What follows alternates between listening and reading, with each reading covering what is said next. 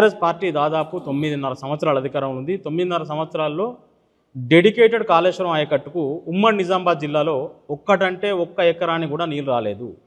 ఇది 100కి 100 పాళ్ళు నిజం. ఒక ఇరిగేషన్ జర్నలిస్ట్గా కాళేశ్వరం ప్రాజెక్టే కాదు, తెలంగాణలో ఉన్న ఎంటైర్ ఇరిగేషన్ ప్రాజెక్టుల గురించి రిపోర్ట్ చేసిన వాడిగా నేను ఈ విషయం మీద ప్రశాంత్ రెడ్డి గారు మాజీ మంత్రి వారితో ఎక్కడైనా డిబేట్కి రెడీ. ఆయన నిన్న కవిత గారు మాట్లాడిన తర్వాత ఒక ప్రెస్ నోట్ రిలీజ్ చేసినారు. కాళేశ్వరం నీళ్ళతోటి ఎస్ఆర్ఎస్పి నింపినం, నిజాం సాగర్ నింపినం అని ఒక అబద్ధాన్ని ప్రచారం చేసే ప్రయత్నం చేసిండు. అది 100కి 100 పాళ్ళు అబద్ధం. కాళేశ్వరం జలాలు ఎస్ఆర్ఎస్పి కానీ నిజాం సాగర్ కానీ నిండలేదు.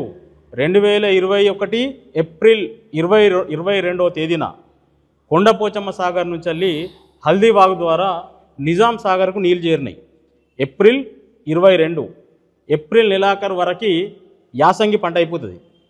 నిజాం సాగర్ కింద యాసంగి సాగు చేసిన పంటను అంటే ఒక 2 తళ్లకు నీళ్ళు ఇవ్వడానికి కొద్ది మొత్తంలో నీటిని కొండపోచమ్మ సాగర్ నుంచి వెళ్ళి నిజాం సాగర్కి ఇచ్చారు. ఆ పంటను కాపాడినరు. ఆ తర్వాత ఎప్పుడు కూడా హల్దీబాగ్ ద్వారా నిజాం సాగర్కు నీళ్లు చేరలేదు. ఆ తర్వాత కాళేశ్వరం ప్రాజెక్టు నుంచి వెళ్ళి ఎస్ఆర్ఎస్పి నింపుతాం, ఒక 60 టీఎంసీల నీళ్లను కాళేశ్వరం తీసుకుపోయి ఎస్ఆర్ఎస్పి నింపుతామని ఎస్ఆర్ఎస్పి పునరుజ్జీవం అనే ఒక పథకం చేపట్టారు. ఈ ఎస్ఆర్ఎస్పి పునరుజ్జీవం పథకం ద్వారా ఒక 2.5 టీఎంసీల నీళ్లను 2023 జూలై నెలల 2.5 టీఎంసీల నీళ్లను ఎస్ఆర్ఎస్పి పునరుజ్జీవం ద్వారా ఎస్ఆర్ఎస్పిలోకి ఎత్తిపోసినారు. ఆ తర్వాత మహారాష్ట్రలో వర్షాలు పడ్డాయి. ఆ వర్షాలతో గేట్లు ఎత్తినారు.